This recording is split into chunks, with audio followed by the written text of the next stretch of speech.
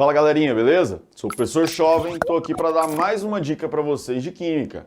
Hoje nós vamos dar continuidade no estudo das fórmulas químicas.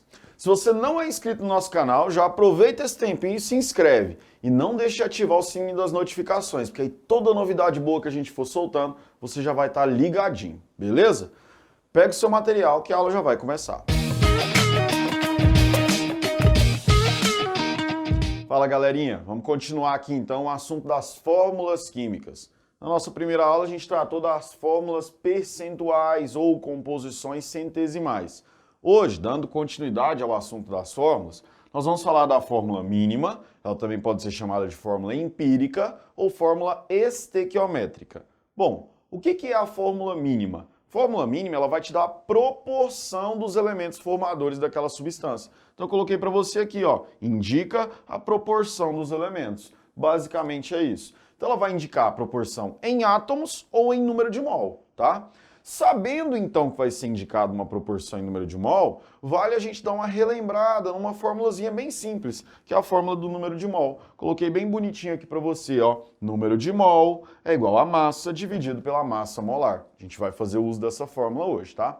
Lembra lá do nosso exemplo da primeira aula, da fórmula centesimal? Vamos continuar com aquela mesma base, tá? Então eu tinha 10 gramas de uma amostra, né, inicial, que foi coletada, vamos colocar aí, igual eu falei na primeira aula, em uma cena de crime. Ela passou por uma análise imediata, percebeu-se que tinha 7,5 gramas de uma substância, foi feita uma análise qualitativa, temos carbono, hidrogênio e oxigênio nessa substância, passou posterior a isso por uma análise quantitativa e descobrimos essas quantidades para cada elemento formador dessa substância. Calculamos a fórmula percentual, né, na aula passada. E agora nós vamos calcular a fórmula mínima. Vamos lá então. Como é que eu vou calcular a fórmula mínima? Eu vou colocar em prática essa fórmula aqui para cada um dos componentes da substância. Vamos começar então pelo carbono. Carbono. Qual é a massa de carbono na minha amostra? Está aqui, ó, 3. Coloquei aqui, 3 gramas. Qual que é a massa do carbono na tabela periódica? A massa do carbono é igual a 12 gramas ou 12 unidades de massa atômica. Depende da proporção que você vai calcular. Se é em número de átomos ou em número de mol. Como a gente está trabalhando em número de mol, eu vou colocar aqui 12 gramas, né, por mol. Está aqui então, 3 dividido por 12. Fazendo essa divisão, eu chego no valor de 0,25. Vamos parar por aqui. Agora eu explico o que vem a ser esse cálculo posterior, tá? Vamos fazer a mesma coisa para os outros dois elementos. Eu tenho então hidrogênio, a massa de hidrogênio que eu tenho é de 0,5 gramas. 0,5 gramas. Dividido pela sua massa molar. A massa molar de hidrogênio é aproximadamente 1 grama. 0,5 por 1, 0,5. Vamos parar por aqui também. Vamos fazer a mesma coisa para o oxigênio. Oxigênio, massa dele na amostra, 4 gramas. Qual que é a massa molar do oxigênio na tabela periódica? 16. 4 dividido por 16, 0,25.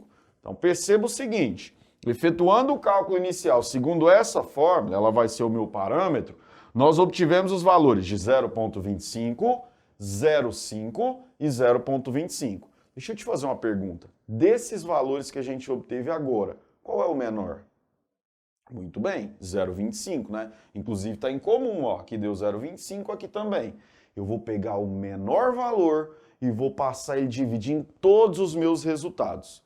Então esse é o nosso segundo passo. Primeiro passo é fazer o uso da fórmula, segundo passo é pegar o menor resultado e fazer com que ele passe dividindo todos os meus valores obtidos pela fórmula. Então vai ficar 0,25 dividido por 0,25, 1. 0,5 dividido por 0,25, tá aqui, perdão, ó, 0,5 dividido por 0,25, 2. 0,25 dividido por 0,25, 1. Por que eu faço essa divisão pelo menor valor? Justamente para achar essa proporção. Então eu descubro que para o carbono o valor é igual a 1. Para o hidrogênio o valor é igual a 2. Para o oxigênio o valor é igual a 1.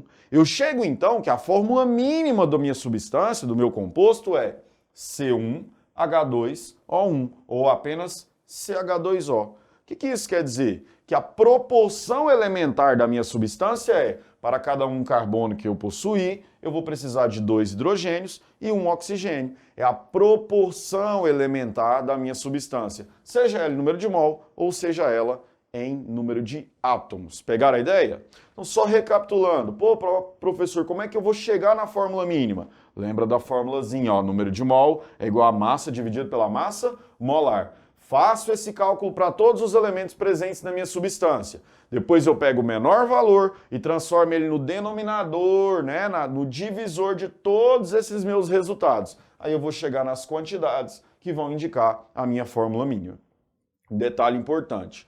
Às vezes, quando você for calcular a fórmula mínima, você pode, né, já ter calculado a percentual. Eu posso usar percentual, professor, para chegar na fórmula mínima? Pode. Pode também. Se você tiver o valor da fórmula percentual, o exercício te deu só o valor da fórmula percentual e não te deu essas massas, dá para calcular também. Porque ao invés de colocar aqui a massa, você vai colocar o quê? A quantidade percentual. Beleza? Então você pode substituir aqui, ó, esse 3 pela massa percentual do carbono. Você pode substituir esse 0,5 pela quantidade percentual do hidrogênio e substituir esse 4 pela quantidade percentual do oxigênio e continuar fazendo do mesmo jeitinho que a gente fez aqui. Tudo bem? Então essa aqui é interessante. A gente pode obter ela através da massa que foi dada pelo exercício, ou se o exercício me deu a fórmula percentual, eu também consigo obter a fórmula mínima. Beleza?